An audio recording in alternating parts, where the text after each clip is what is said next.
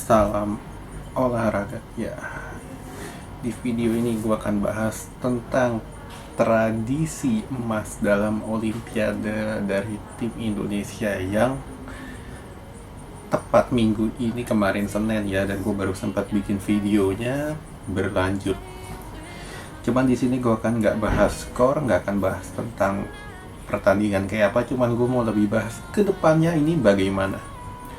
Nah, di sini kalau misalkan kita lihat kembali lagi yang menyumbangkan medali emas, kembali bulu tangkis lagi deh.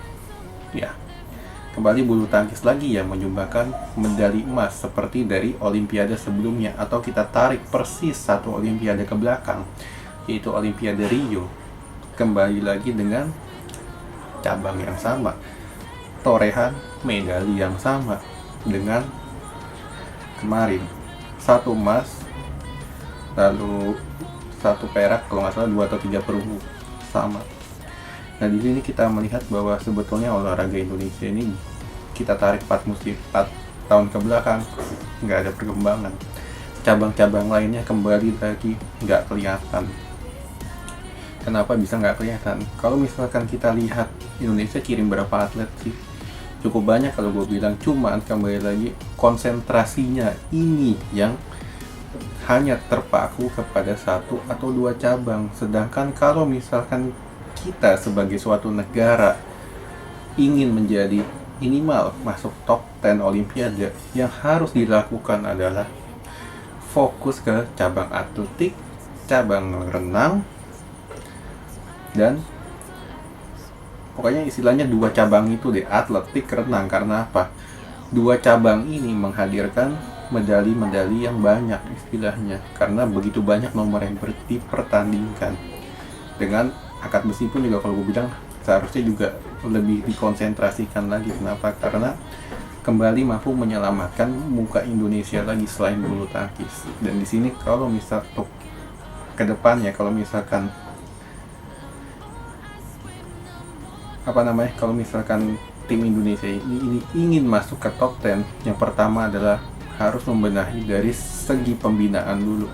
Dari usia dini, alias di bawah 10 tahun, harus sudah mulai difokuskan kemana si anak ini akan menjadi apa. Yang pertama, kalau misalkan dia ini demen atletik atau demen renang, yang seharusnya dilakukan oleh persatuannya adalah lu harus fokuskan bina dia dari kecil, lalu bikin pola makan yang teratur, sistem asrama yang bagus, pelatihan yang bagus dengan dengan pelatih profesional, ditambah dengan jaminan-jaminan yang bagus.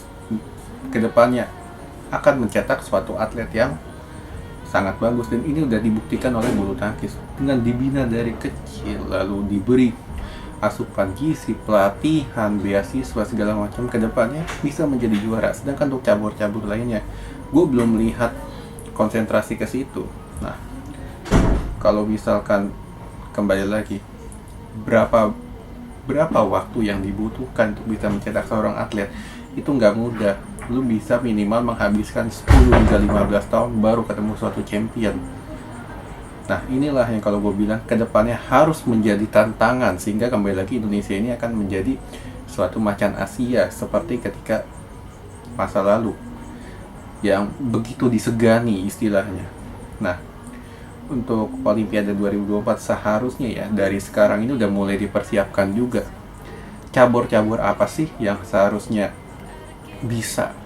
Yang pertama, kita nggak harus melihat bakat, tetapi kita harus melatih juga. Walaupun dia ini bakatnya kurang, cuman kalau misalkan dari segi tekadnya mau, lu pertama harus lakukan adalah lu hire itu orang, dibina dari kecil, dilatih secara profesional, diberikan jaminan segala macam, akan menjadi juara.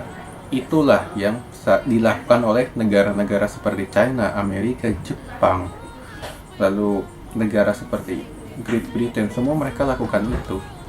Harus dibina dari usia dini dengan coba difokuskan, entah dia ingin menjadi seorang atlet renang, seorang atlet atletik, lari, segala macam. Inilah yang harus coba dilakukan oleh kontingen Indonesia kalau misalkan mereka ingin lebih bersaing lagi dengan mengembangkan diri di Olimpiade 2024. Oke, sekian dulu.